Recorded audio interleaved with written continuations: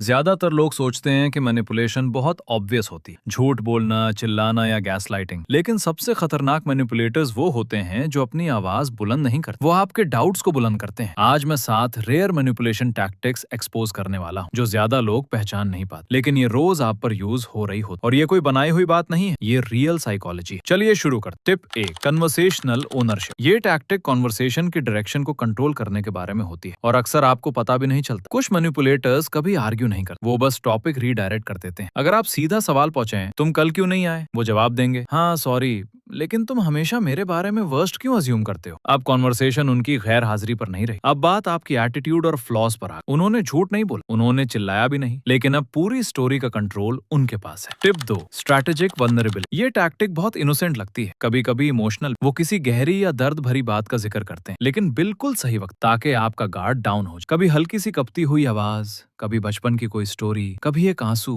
और आप सोचते हो शायद मुझे इन पर थोड़ा सॉफ्ट होना चाहिए, लेकिन असल में वो दर्द कनेक्शन के लिए नहीं, कंट्रोल के लिए यूज हो रहा होता है। Tip 3, reverse anchoring. ये कॉम्प्रोमाइज का इल्यूजन क्रिएट करता है। सबसे पहले वो बहुत एक्सट्रीम डिमांड करते हैं, कोई अनफेयर डील या बड़ी, आप ऑब्वियसली माना कर देते हो। फिर वो थोड़ा सॉफ्ट होकर दूसरी ऑफर देते, अब वो ऑफर पहली वाली के मुकाबले में रीजनेबल लगती है और आप एक्सेप्ट कर लेते। लेकिन ट्विस्ट ये, उनका असल गोल शुरू से वही सेकंड ऑफर होता है। Tip 4, intentional miss interpretation. आप कुछ कहते हो और वो उसका गलत मतलब निकल देते हैं। आप कहते हो मुझे थोड़ा स्पेस चाहिए, वो जवाब देते हैं तो तुम मुझे फिर से छोड़ रहे हो। अब आप डिफेंसिव हो जाते हो और अपनी बात समझाने लगते। इस तरह कंट्रोल उनके पास चला जाता है। Tip 5, illusion of truth effect. Psychology का एक इंटरेस्टिंग फैक्ट, जितनी बार हम कोई बात सुनते हैं उतनी ज्यादा हम उस पर यकीन करने लगते हैं, चाहे वो गलत ही क्यों ना हो। मैनिपुलेटर्स इसी चीज का फायदा उठाते हैं। वो एक ही बात बार बार रिपीट करते हैं, जैसे तुम बहुत सेंसिटिव हो। शुरू में आप डिसएग्री करते हो, लेकिन वक्त के साथ आप सोचने लगते हो शायद सच में मैं ही प्रॉब्लम हूँ। Tip triangulation. ये टॉक्सिक रिलेशनशिप में बहुत कॉमन टैक्टिक है। इसमें वो तीसरा बंदा बीच में ले आते हैं, जैसे सेरा भी कहती है तुम ओवर रिएक्ट करते हो, मेरे फ्रेंड्स भी कह रहे थे तुम बदल गए हो। इससे प्रेशर क्रिएट होता है और आपको लगता है कि सब लोग उनके साइड पर है। टिप 7,